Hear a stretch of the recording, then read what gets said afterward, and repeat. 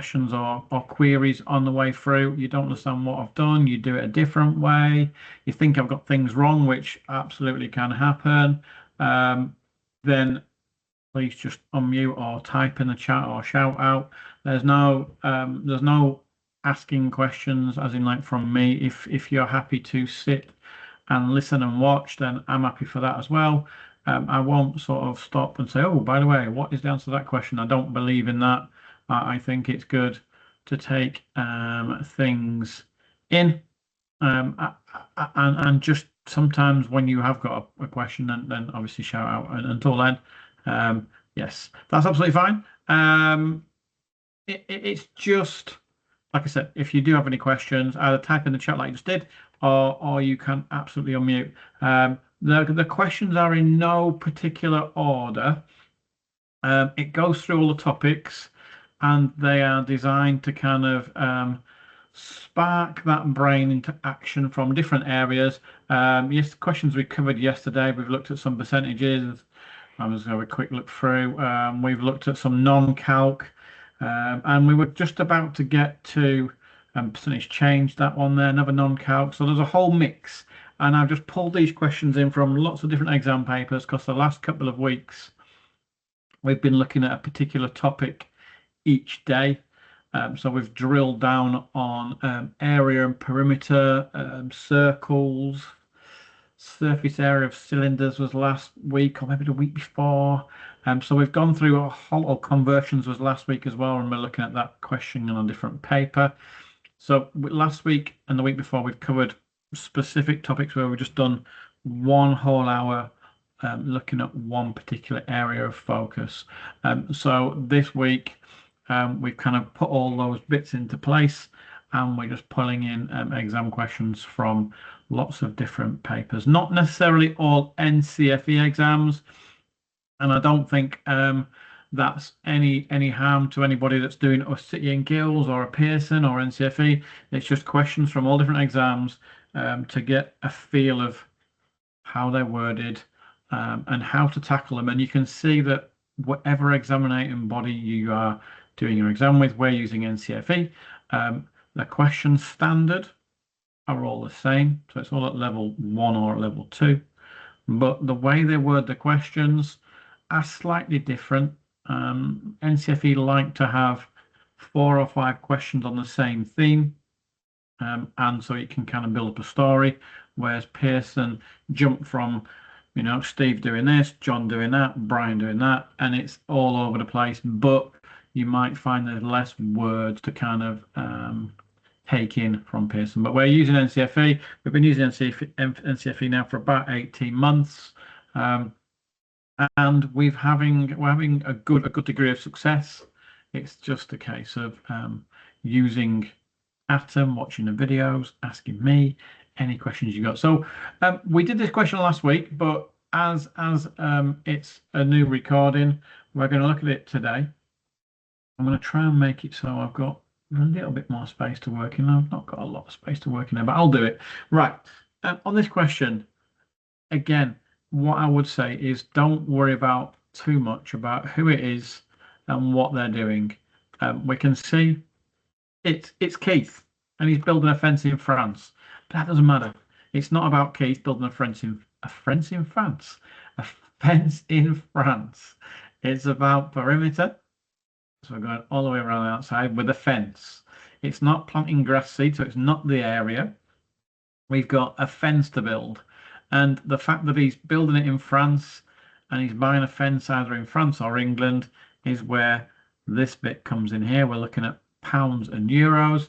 And because he's a bit old school, he's measured his fence in feet, and he actually has to buy his rolls of fence in meters. So we've got 2 lots of conversion going on there. But a 6-point question, looking at about 10 to 12 minutes if you average it out for the whole of the 60 points available in 2 hours. In theory, yeah, some questions you'll do really quickly and you'll think, oh, that's a quick question. Other questions you might struggle a little bit.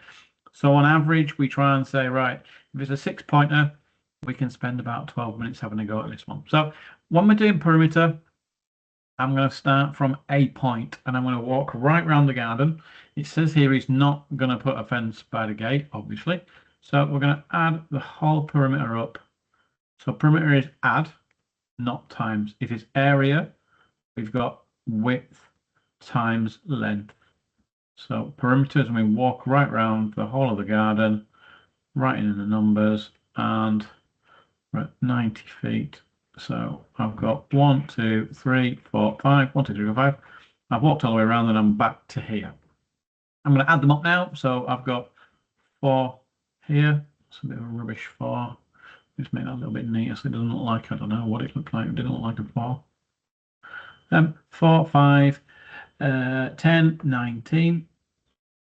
And then 1, 2, 3, 4, 5. So we've got 400, 500, 594. Yeah. So we've got 594 feet. So if I remove that little line here, right, so 594 feet. And we now need to convert it to meters. Well, the conversion's already there. It says that 3.3 feet are equal to 1 meter. So if we have our big number, 594, and this is a calculator question, by the way. So if you wanted to have added those perimeter feet distances up, absolutely use a calculator. So we've got the total area, the total perimeter of 594, and we're going to divide it by how many feet are in each meter. Let me just let Rebecca in. Right, Rebecca's in. So we've got 3.3 feet for every 1 meter. We're going right around the garden fence, and we're going to, let's have a look. We're going to see that miles. I'm going to get our question. Calculator. So we got the big number 594, and once we've done this part of the question divided by 3.3, 180. So we've got 180 meters. We now can forget about distance. We've kind of done half the question because we've done a perimeter. Okay, we've done perimeter, and then we've done a conversion. And now we know it's 180 feet. Rolls are sold in 50. So 50, 100, 150, 200. So we haven't got enough with 3 rolls because that only gets to 150. So we need 4 rolls. So we've done the next part now. So the part we've done already is probably the most difficult part, the perimeter, and then converting it into meters. That part's relatively easy. We've just literally counted up in 50s to get to how many rolls we need. We can see we've got more than 150, not quite 200, but we'd have to buy 4 rolls. So we're going to buy 4 rolls. Let me put it over here. And we can see that each roll is 138.5 euros. So our cost in euros is going to be 138.5 times by 4, 542 euros.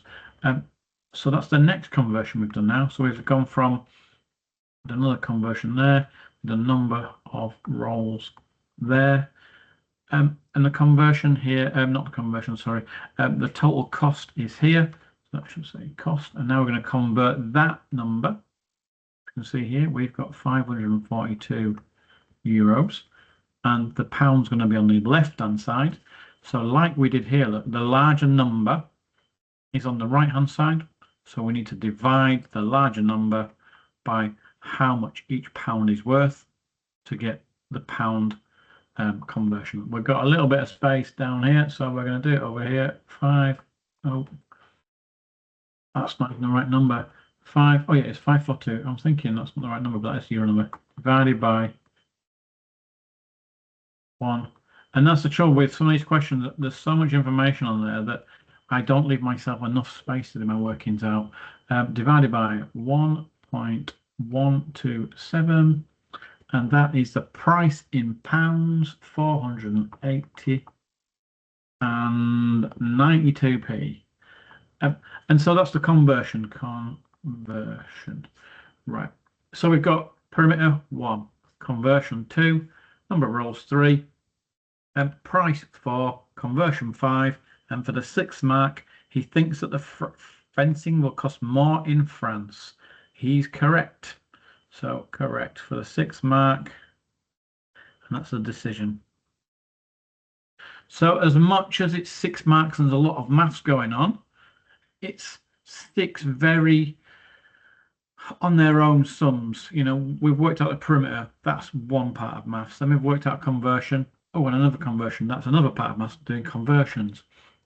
Looking at, you know, number of rolls, or, you know, thinking 3 is 150. Oh yeah, I need 108. So a decision make. Oh, and a decision make. That's the 3rd part of maths. And the 4th part would be where we worked out our total cost. So there's 4 different areas of maths going on in that question. Hopefully, as I say, we covered that question maybe once or twice in the last couple of weeks, because it's come up on a couple of different topics. I think we've also done the WES one, but we're going to do the WES one again, because it's good to see multiple questions multiple times, because you're getting a feel of the step-by-step approach and not kind of just getting blinded by, oh, look, where's the salesman? No, he is, and he's driving to work, but that's all that actually matters for that part. You can park that bit to one side. We've got numbers. So he's driving a total of 520 miles. He's got 1 gallon is 28 miles. Petrol is 128.4 pence per litre, and 1 gallon is 4.55 litres. He thinks he's going to cost more than 100. So we've got 100. He thinks Crocodile eats the big number always. So he thinks it's going to be this amount here, the bigger than £100. Conversion is another area in this question, because we've got here, look, we've got, and it's telling us that at level 2 in functional skills, it will tell you if you're having to convert from different units. And what we mean by different units is gallons to litres.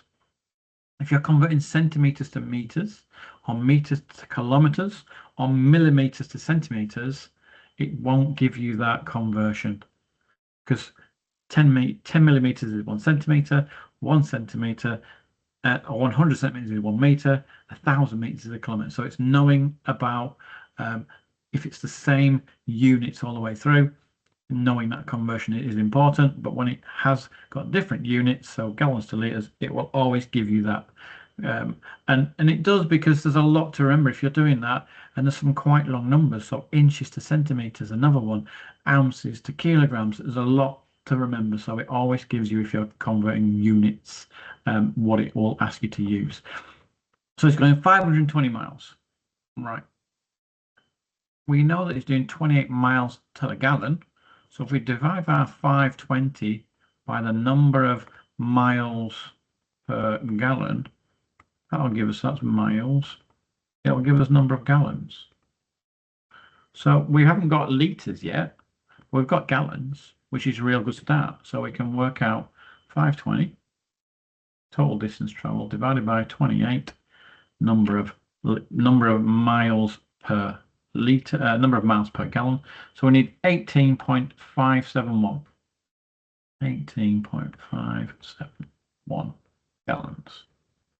Okay. So we're right here now, look, already, because we can't work out the price in litres until we know how many litres we're doing, because that's in gallons. So we got 18.571 times by 4.55, because for every 1 gallon we need 4.55 litres. We've got 18.571 gallons, so times it by the number of litres in per gallon, and that's going to give us litres. I'll put litres, yeah. Let's work that out. I'm going to change that to 18.571, only because it's in my calculator. There's about 10 decimal places. I don't need 10 decimal places. 2 or 3 is absolutely fine.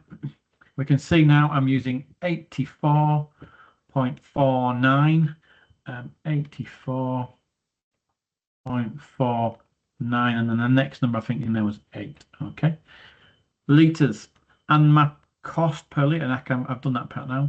I've done that part, and that part was just information to start with. We can absolutely work out how much it's going to cost us, because we know if we work that out in pence straight away, Then we times it by, so let's go 84.498 times by what it says in pence. 128.4.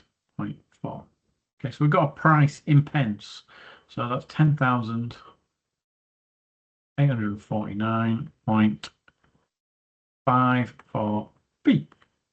And then we just divide that by 100 to get, because there's 100p in £1, and we bounce, so that's okay. So we're moving the decimal place 2 places to the left. When we divide by 100, it jumps 2 places to the left. And if we divide by 1,000, it's 3 places to the left. Divide by 10, 1 place. So we can see it'd be 108.49. However, I decided to change my pence into pounds right here. So I'm timesing my litres, which I got 84.498 by the price in pounds times by 1.284. And I've got the same number, but it's already given me my decimal place. Whoa, what's happening there? It's already given me my decimal place where I want it. So he's right, yes, because it's £108.49p. So the answer there is yes. On all justification questions, it's really, really important to put yes or no, obviously if it's no, or correct or incorrect, because you've done all the math, so you've shown the examiner you're absolutely capable of working out the math and you know what you're doing. If you didn't write the justification, yes, no, incorrect, correct, then you're going to miss out on one vital mark at the end. When you've shown them you've done exactly everything right except that last bit. So it's a shame. So make sure you read back on the question and what we've done. This question, we did this one last week, and I remember because I said it's probably the hardest question that you will come across on any level 2 paper, and not because it's talking algebra or trigonometry, because none of that on functional skills level 2. It's because of one little piece of information that we've got. We're talking fractions already, and people don't really like fractions, but there's no need to not like fractions, because fractions are just like pizzas. You break them up and, well, don't eat fractions, but you eat pizzas. So when we're talking fractions, I'm thinking of, I know it says a cup of sugar, but if I'm on 5/8, okay, it's not a very accurate pizza, I know. But if I'm thinking 5/8, I'm eating, it's just literally shading 5 parts of my pizza out, and that's how much I'm eating. I'm eating 5/8 of it. So 5/8 of a cup of sugar. I know it's more than half, but not quite a whole lot. So thinking of fractions, don't be scared, break them down and just look at it as being slices of pizza. On this occasion, it's sugar, but when we visualize it, I still think pizza. I think of pizza all the time. Right. Kevin wants to make cupcakes. He has a list of ingredients. He wants to make 300 cupcakes for a school fair. 1 cup of sugar is 7.6 ounces. Kevin has 3.5 kilograms of sugar. Another conversion question that we wouldn't need to remember the conversion for. So we've got 2 cups of flour, 3 tablespoons of butter, but it's sugar. Has he got enough sugar? So that's the important part of the question. And it says he needs 5/8 of a cup of sugar to make 12 cakes. So rather than use this fraction as a fraction and work out what 1 cupcake would be, then what 300 cupcakes would be, let's work out what 5/8 of a cup of sugar is, because we can see 1 cup of sugar is 7.76 ounces. 1 cup. So that's saying the same as 8. Oh gosh, I can't even fit it in there. What? Oh, I'm going to write down this side. 8/8. 1 whole cup is 8/8. So 1 whole cup of sugar is 7.76 ounces. We need 5/8. So we're going to grab our 7.76. We're going to break it into 8 equal pieces, so we know what 1/8 is. And we're going to eat, well, 8, not 5. We're going to eat 5 pieces of it because we want 5 back. And that'll give us the weight in ounces of sugar that we need for 12 cupcakes. 7.76 divided by 8 to make it into 8 equal pieces, times by 5. We've now got 4.85 ounces. Let me just move that over that side. It'll go when I touch this screen anyway. 4.85 ounces. Here now we know 4.85 ounces is what we need of sugar to make 12 cupcakes. Okay, and we want 300. Let's not worry too much yet about this conversion, because if we've got ounces of sugar, we need 4.85 is the same as making 12. Okay, if we want 1 cupcake, we divide that number by 12. It's a bit of rubbish divide, isn't it? And so we have to divide that number by 12. So if we break 4.85 ounces divided by 12, don't be a really long number, please. Oh, it is a really long number. Okay, I'm going to keep that number in my calculator because I'm going to times it by 300 in a minute. 0.4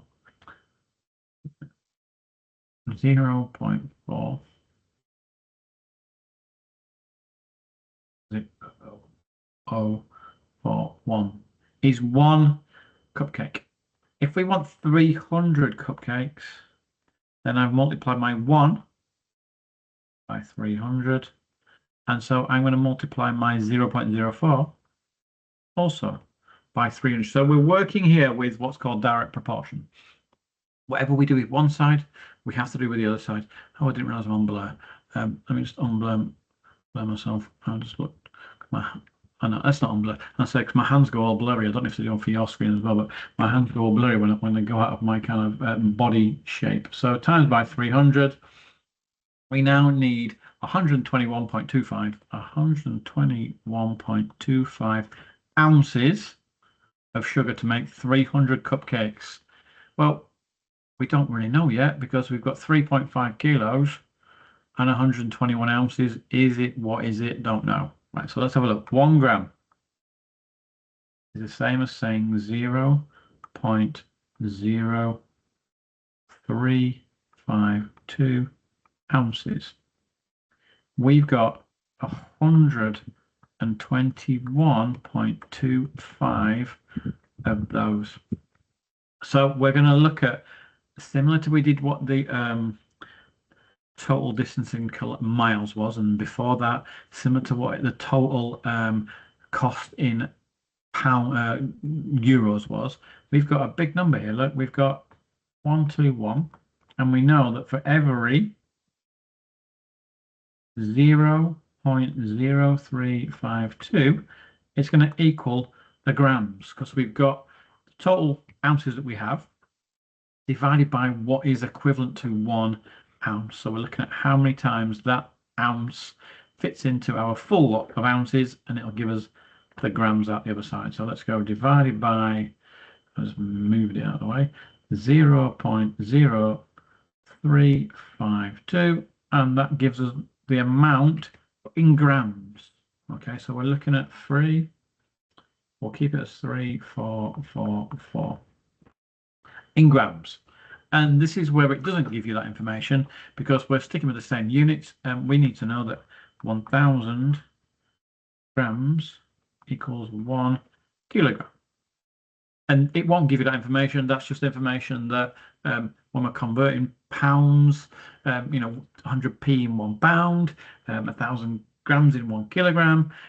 It's just those sorts of little bits of information that it's good to know when you're looking at these questions. So we can see that we've got 3,444 grams.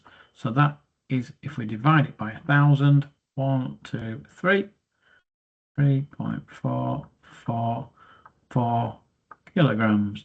He's got 3.5. Has he got enough for the 6 mark? Yes, he's got enough. So he can make 300 and have some leftover sugar for his tea. Right, scroll down. We've got an oven temperature conversion again. Let me just move to a different question that we've not done before. We can do this one quickly because it is the last one. I'm thinking, gosh, we're doing it because a lot of these questions about conversion we did late on last week, but that's good because it means that when you're having a go at them, you think, oh yeah, I've done it twice now. I should be really good at it. Or I've done it once. I think I can remember. or I've not had a go at this before, and I'm going to give it my best shot because it's given us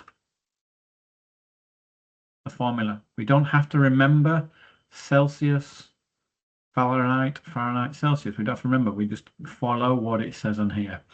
He's cooking a recipe. It's preheated his oven to 350 degrees. The oven Johan is using is marked in centigrade. He finds this formula to change Fahrenheit to Celsius. Johan sets the oven to 190. Is it hot enough? He's got it at 190. So we've got here, we're going to work out our temperature. So we've got bracket equals, oh, not bracket.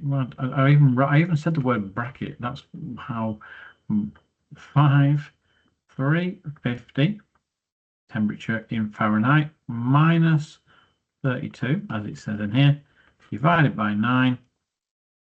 And then what we'll do, we've got 350 take away 32. So 350 take away 32 is 318. 5 is parked right outside the bracket, so it means multiply it by it. So we can squeeze that in there. And we divide it by 9. And that's all it's asking us to do. We've got rid of the letters, which was only 1. We've put in our number. We've done what the brackets ask us to do first, because that's BIDMAS. And then we've done the outside the bracket. We've multiplied it by it. And then we've divided by 9. So let's go. 318 was the number we had inside our bracket in the end, times by 5, divided by 9. So he should be setting his temperature to 176.66666 Celsius. That's what his temperature. If it's 350 degrees Fahrenheit, the equivalent in Celsius is 176.6667. He's setting his temperature at 190. Has Johan set the temperature to the right, oven to the right temperature? No. Too hot. We don't have to worry about that. It's not our cooking. It's not our cake stuff. Right. Non-calc again. So we're back in non-calc, and we're back up. We're looking at ratio now. With ratio, all it is division and multiplication. So when you see any question that mentions that word, don't be put off. Ratio is just division and multiplication. And it's non-calc. That's okay. We're looking at 4s and 5s. Or when we look at it together, we're looking at 9s. And I'll show you how and why in a minute. And we've got 72. So generally in a non-calc, you will get numbers that link up in their full numbers on each timetable. Right, so Grace and James share £72 in the ratio of 4 to 5. Work out the amount of money that James gets. You must show your working. And really on a NCFE, this is another reason why we moved to NCFE. You don't have to show like a reverse calc or show a check of your working.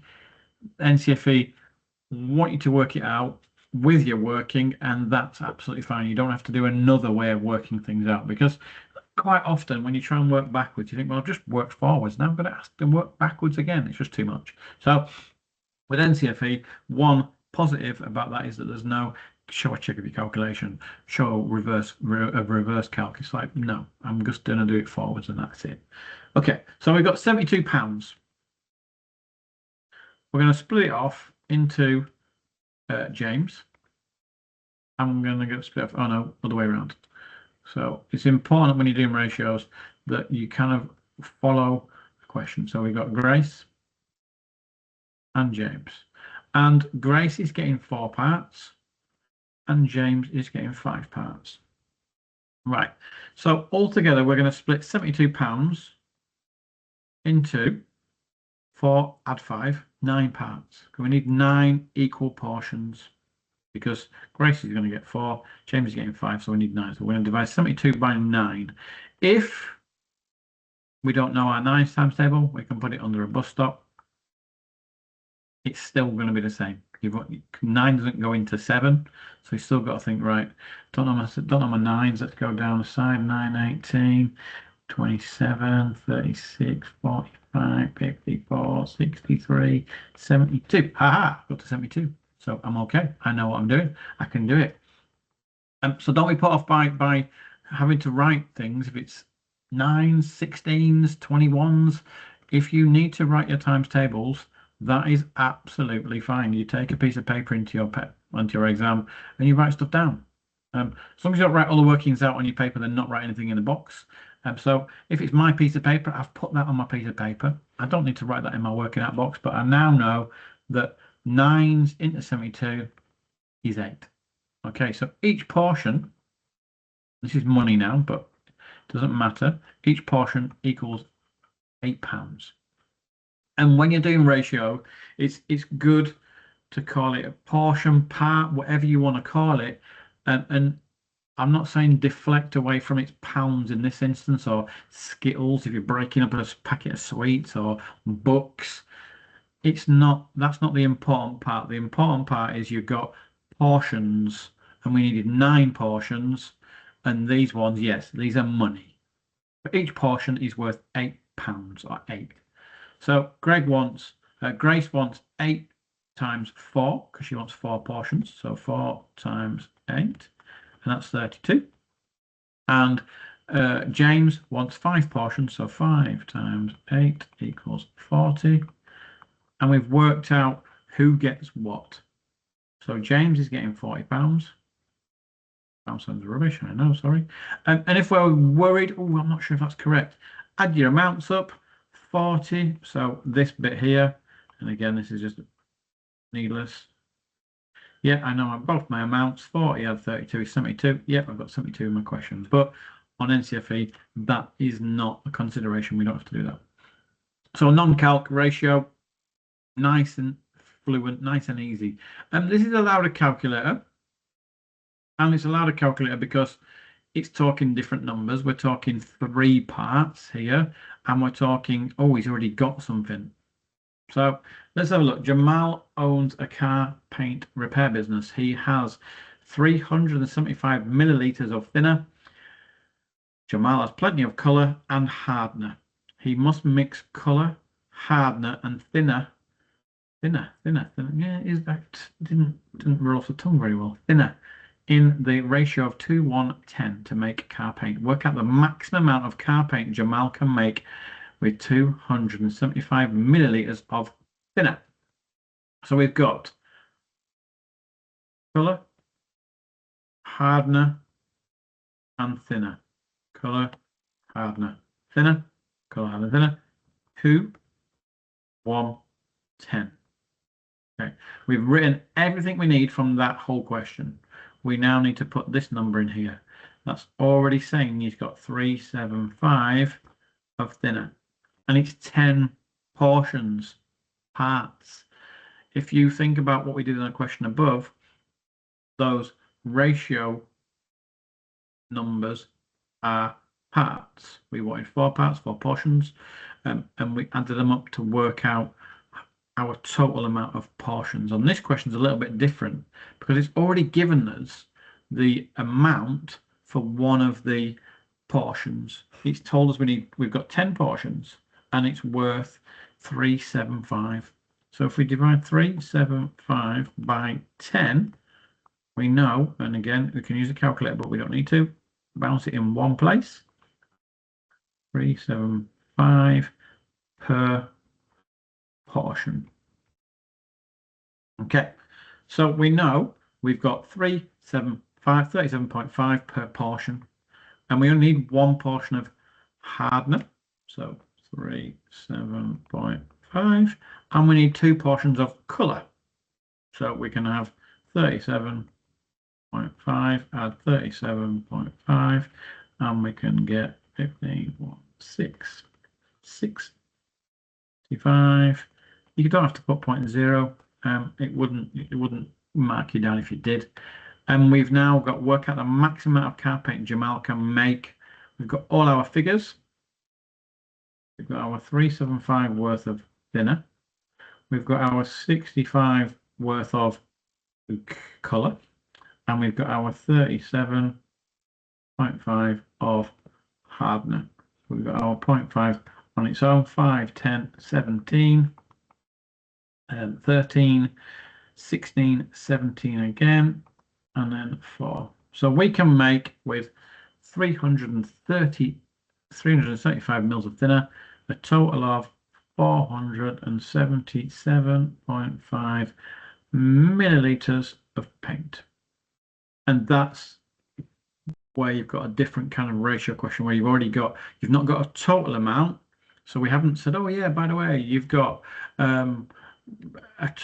the question how we've done it above, that the question would be worded, Jamal's got a total amount of car paint of 475. He needs to split this car paint into ratio 2:110, and with color, hardness, thinner, how much thinner does he have?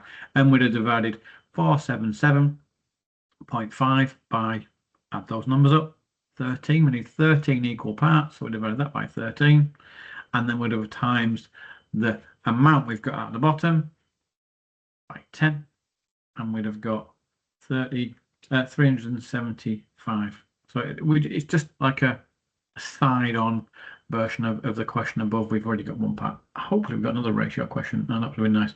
Direct proportion. Like I said, when one side goes by times by 3, the other side goes by times by 3.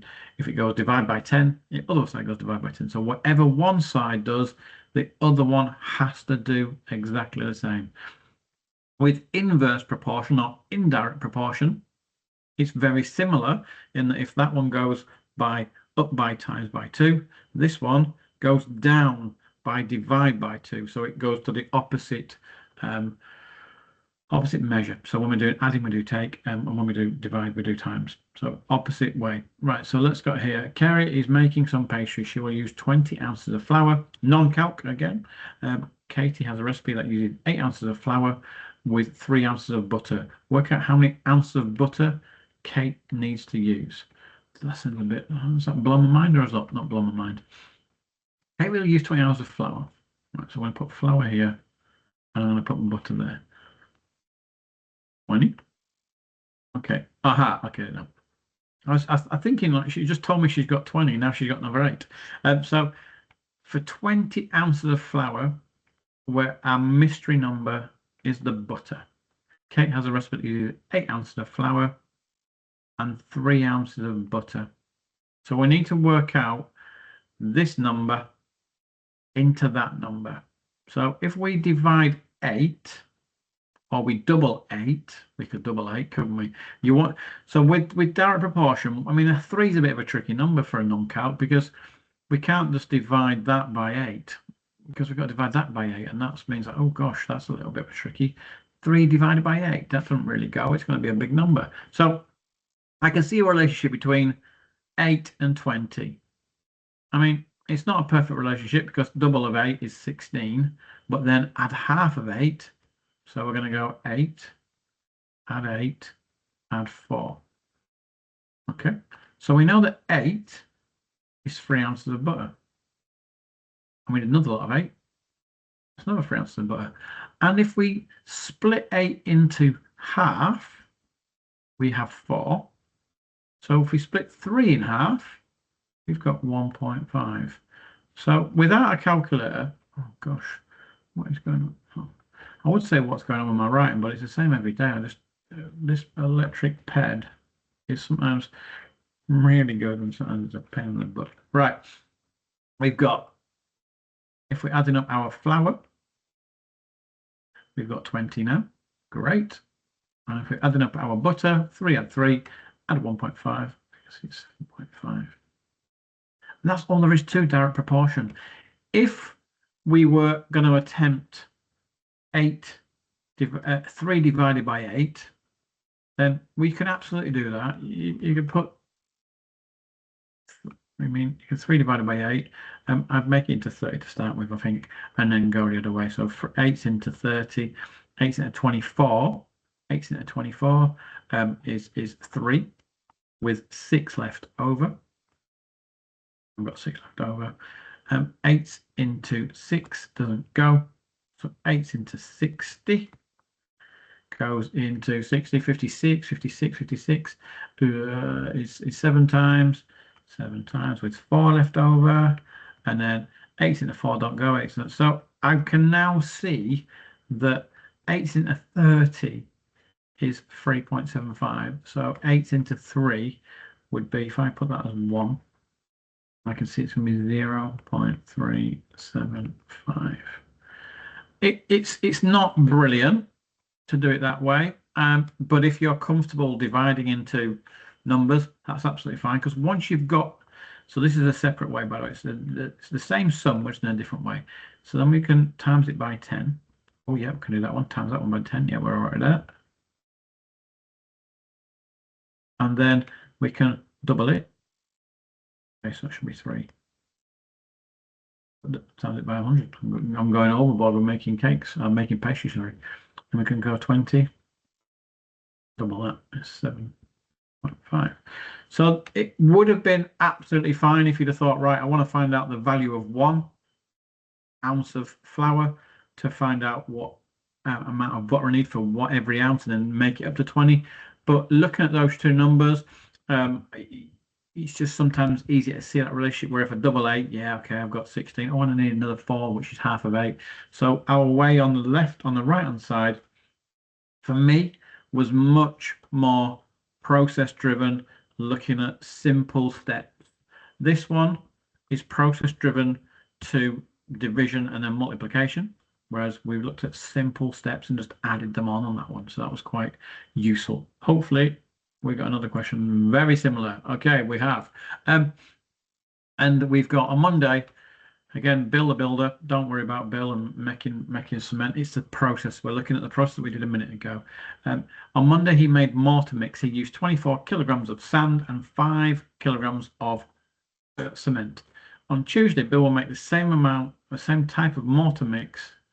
He will use 36 kilograms of sand. How much cement will he use? Okay, so 24. This one's probably a little bit simpler. I would guess this is probably even. Will this be a 1-point question? It probably would be 2. So we've got sand and cement. 36. Well, we can see here we've got half as much again. So we need half as much again. If, again, we're not thinking of those two numbers, that is half again, because, 12 times table is not familiar to everyone, but we can see it's half again. So half of 5 is 2.5. So we can see that'll be 7.5. As you can see, these are from consecutive exam papers by the same governing body, and there's no, I'm not saying it's a coincidence, but both answers are 7.5. This time we're talking about baking, then we're talking about building. So you can see the similarities in what, again, the flavor of questions that's coming your way. If you'd have wanted to go a different way, we could have looked at dividing that number by 6, and then we'd have to divide that one by 6. But and then once you've got, no, we could have divided it by 4, couldn't we? So we could have 24. I mean, again, there's no massive reason why you would do that, but you get, if you wanted to get 6, because you wanted to get, then times it by 6. So we divide that number by 4. 24 divided by 4 is 24 divided by 4 is 6. So 5 divided by 4 is 1.25.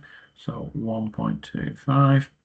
And once we've got that one, we could then see that we're going to jump to 36. So we times it by 6. So we then times that one by 6. 6 times 1 is 6. 6 times a quarter is 6 quarters. 4 quarters makes 1. So it's 1.5. Both ways are exactly the same answer. We've just gone down to find a factor of both, whereas this one we recognized 12 as being a common factor, and we jumped on the 12s to make it, a half again and half again on that one. But with direct proportion, make sure whatever you do with one side, you do with the other side. So here we added on a half amount again. So on there we added on half amount again. And what have we got in this one? Is this direct? This could be indirect proportion. This one. Let's have a look what this one is, or inverse proportion. Some people call it either one. Sasha is the manager at a factory. Last weekend, 16 employers assembled 400 identical wardrobes. Okay, so I'm going to put E here. I'm going to put 16. I'm going to put wardrobes here. And I put 400. I don't know whether that's important yet, but it might be. Sasha wants 1,500 of wardrobes to be assembled next weekend. Well, how many employees does Sasha need next weekend? Okay, so it's the same. It's not inverse proportion. Sometimes the one where it'll say so-and-so's got 2 machines making deck chairs now. How many? If he gets 2 machines, how long does it take to make the same amount of wardrobes? Deck chairs, sorry, wardrobes. Right. So we got here that we're going up to 1,500. So we're going to look at jumps. Or could we, as you can see here, if we've got, if we divide them, it's move that 1,500 out of the way, so that's the ultimate number we need at the bottom. Okay, if I divide that to now, it's going to be 100 wardrobes.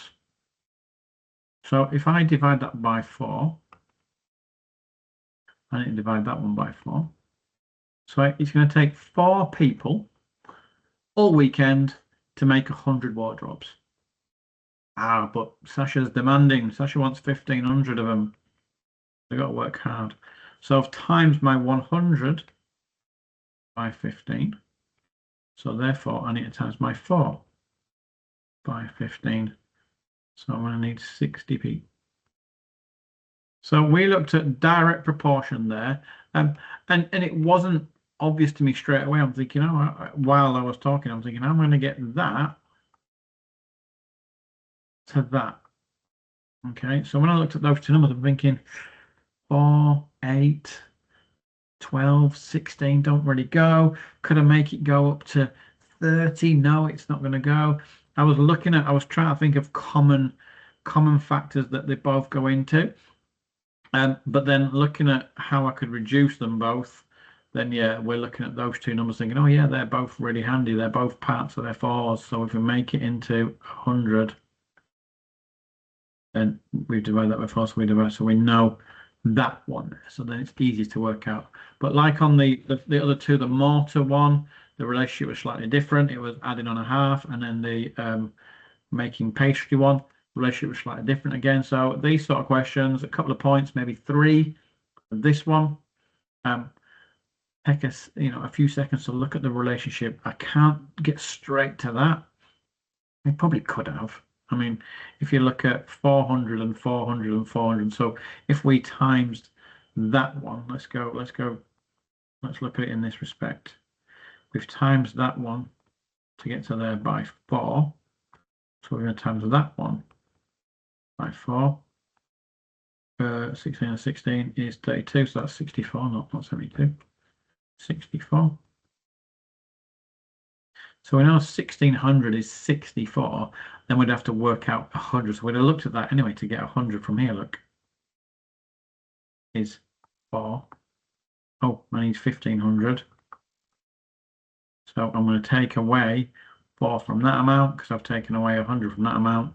So that'll be 60. So as long as you're working in the same steps on each side, direct proportion questions are quite common.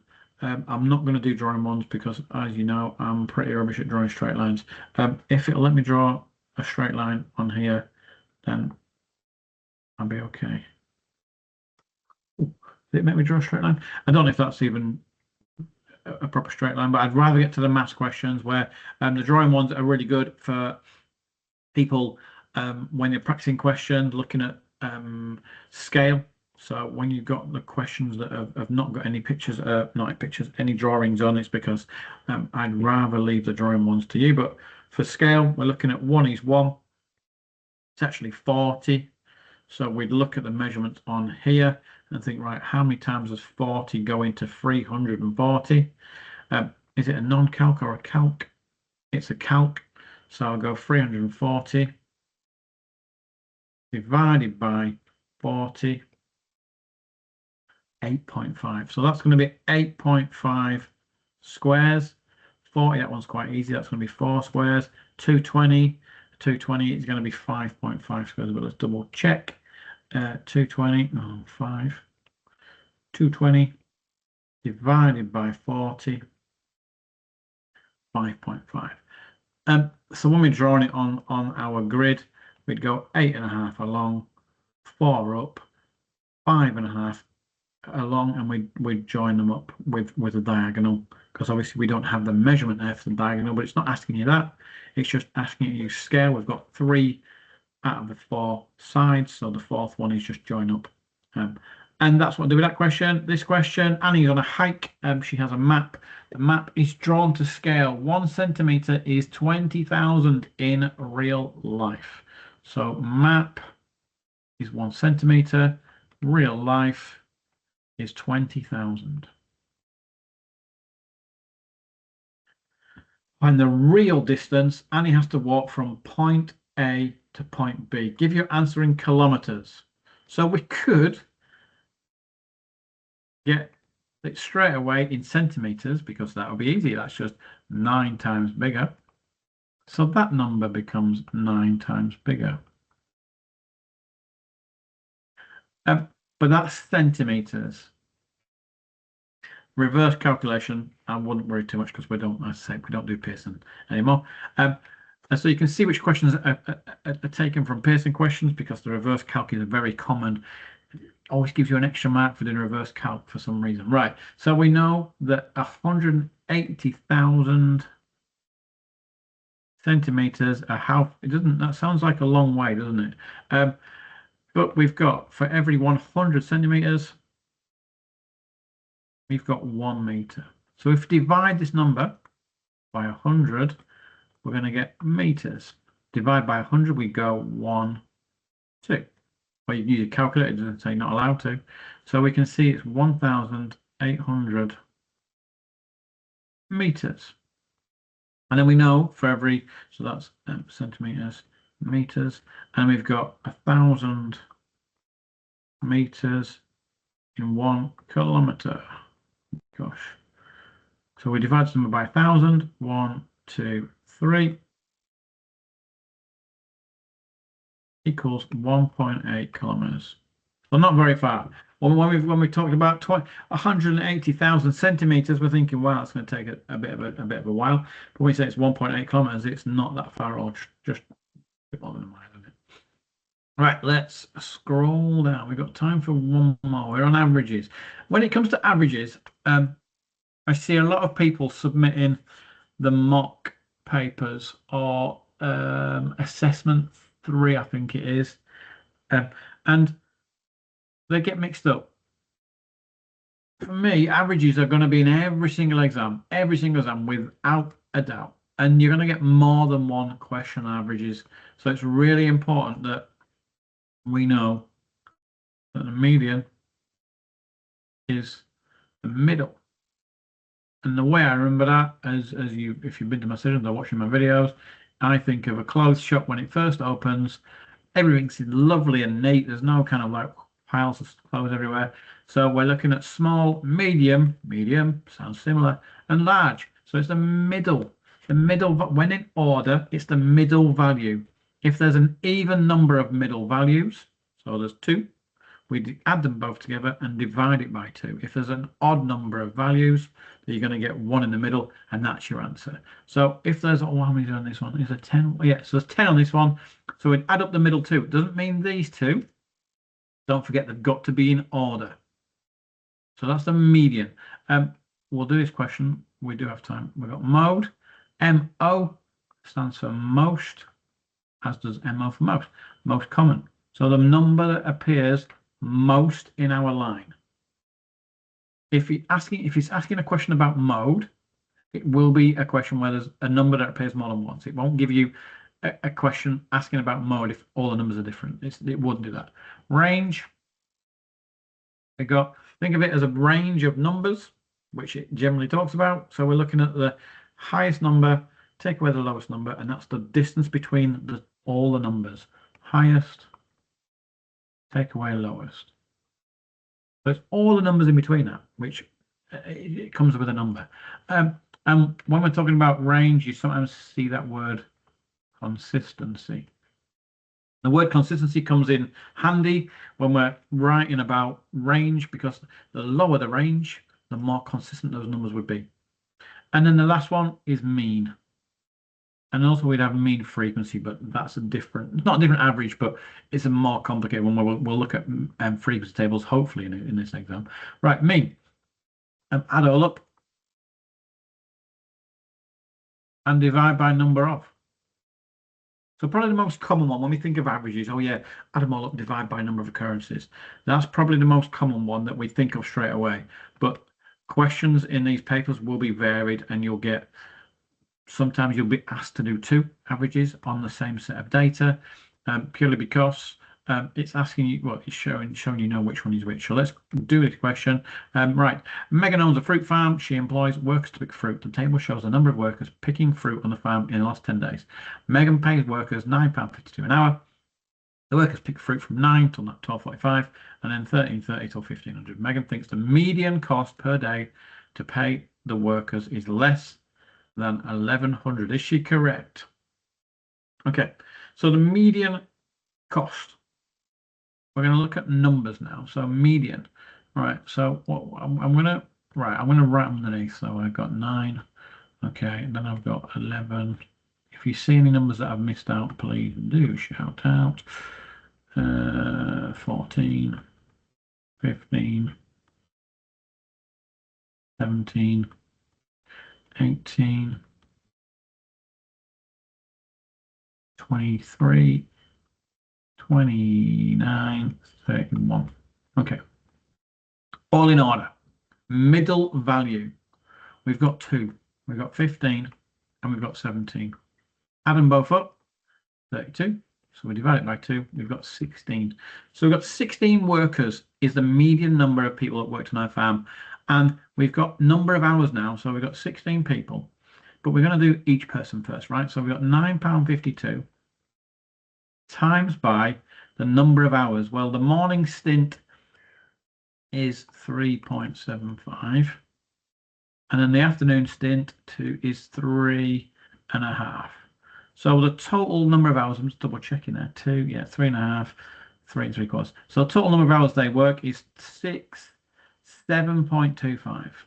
Okay, so we know that the wage they're getting is £9.52 an hour. Must be a parenthesis.